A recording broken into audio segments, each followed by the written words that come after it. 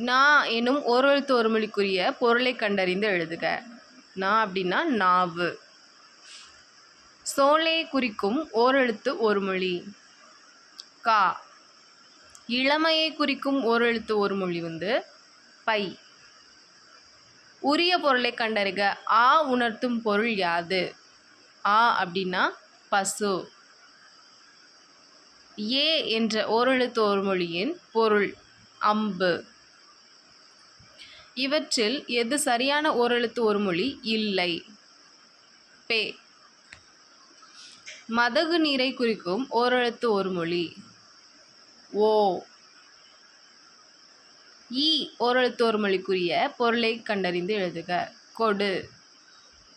மா எனும் ஓரெழுத்து ஒரு மொழிக்குரிய பொருளை கண்டறிந்து எழுதுக. பெரிய. கி எனும் ஓரெழுத்து ஒரு மொழி